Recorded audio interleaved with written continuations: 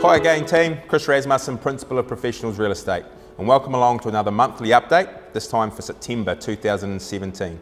And as you can see, I'm somewhere different again. This time we're at Vintage Industries, on the corner of Dawson and King Streets in New Plymouth.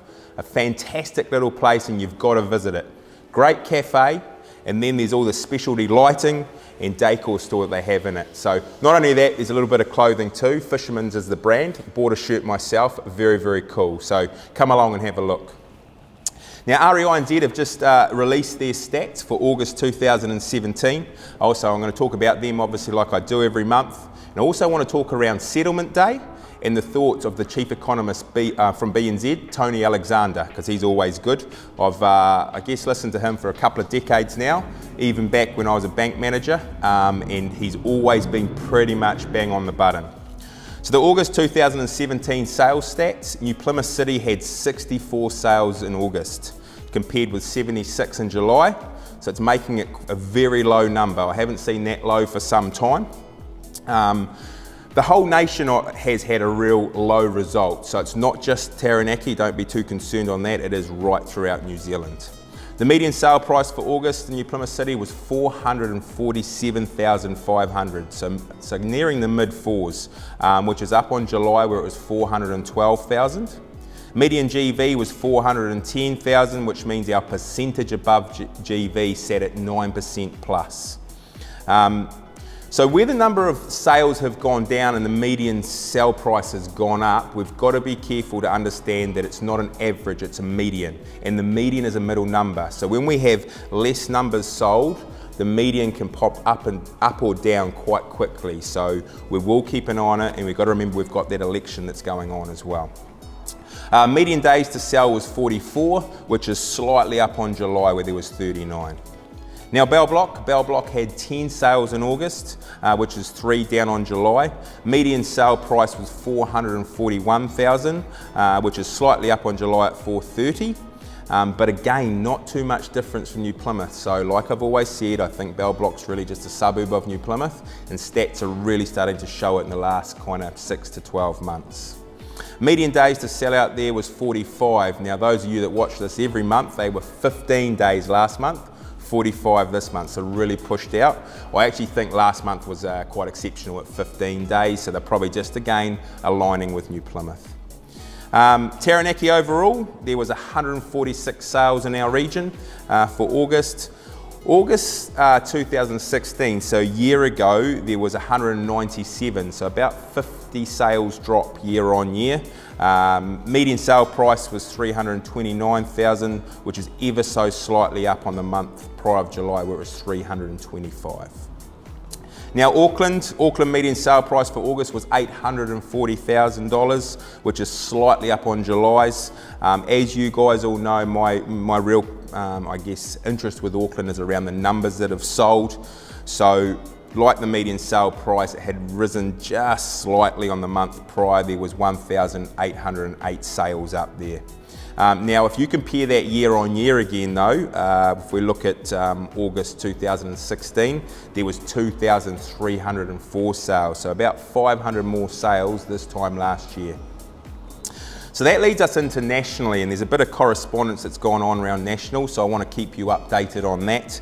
But not a single region in the country experienced an increase in the number of properties sold during August 2017 compared with the same time last year, so it's right across the board. A phenomenon that hasn't happened, only happened 3 times in the last 7 years. Overall, the number of properties sold across the country fell by 20% during August, a reduction of 1,472 properties when compared to the same time last year. Now, this is interesting. This is an equivalent of 47 less properties being sold each day in August. So that's quite a substantial number. Regions with the biggest reduction in volumes were Southland, Northland, and unfortunately Taranaki, Waikato and Auckland. Residential property prices across New Zealand increased by 8.2% year on year to $530,000. Nationally, excluding Auckland, median sale prices increased 10.9% year on year, and Auckland's median sale price decreased 1.2% year on year. However, on a month-by-month basis, Auckland's median sale price increased by 1.2 or by $10,000. So Bindi Norwell, our Chief Executive of REINZ, said, again, we've seen the number of properties sold across the country drop significantly. The drop in volume this month meant that on average 47 fewer properties were sold each day in August in comparison with August 2016. That's a big drop. Banks' lending criteria and LVRs are still impacting first home buyers and investors. If you looked at the number of properties sold without looking at the bigger picture, one might assume that the market was showing significant signs of slowing.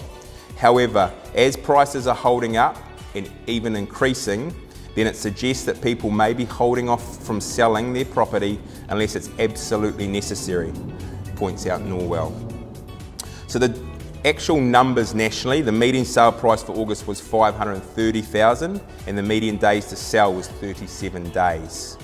Look, all I can say really is watch this space. The election is nearly here, and with Labor's main policies all around housing, and if there's a change in government, the landscape, I suggest, will change yet again.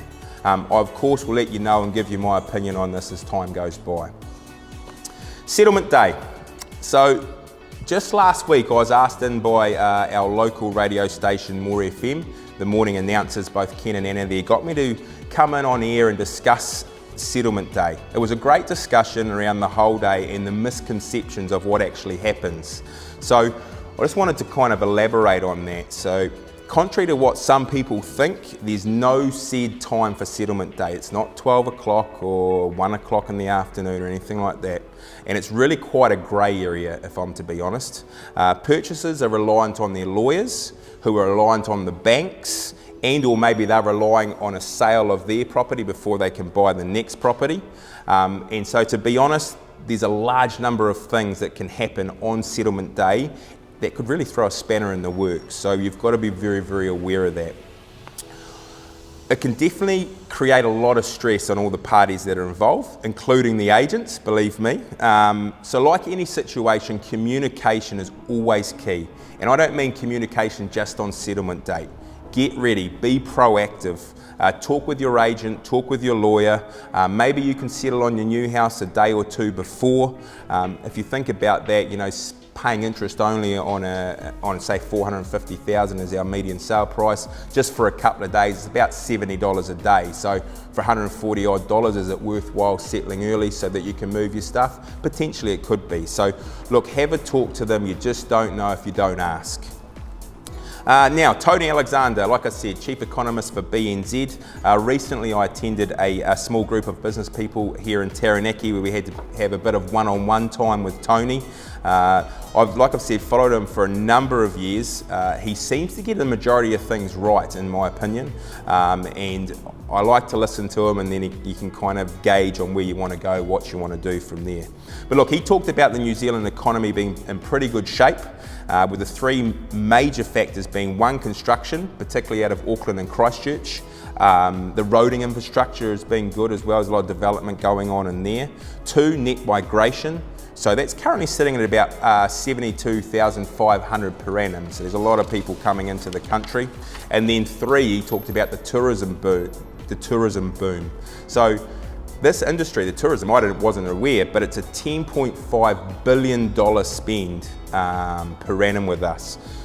Put on top of that, dairy bouncing back, and overall things are looking pretty reasonably positive. He discussed interest rates, which I was interested in. His commentary was inflation is not picking up, wage growth is staying quite low, and he believes the Reserve Bank are communicating that they would be unlikely to do anything with the interest rates until the year 2019, so still a little bit of time there.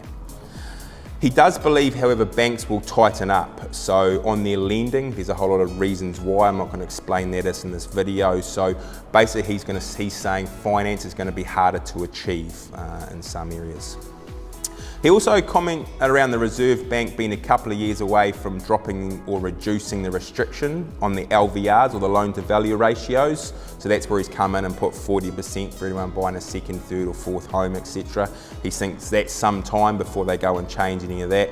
And he also said it would be nationally. I was kind of hoping there'd be a regional type thing that they might look at, but he squashed that pretty much straight away and said no, it'll be done as a national basis.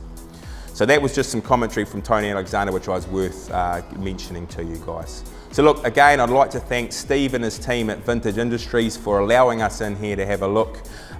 It's great to be part of a local business and for this to be happening. This is world class in my opinion, so do come along and have a look. So that's it from me, team. Until we talk next month, you have a great day.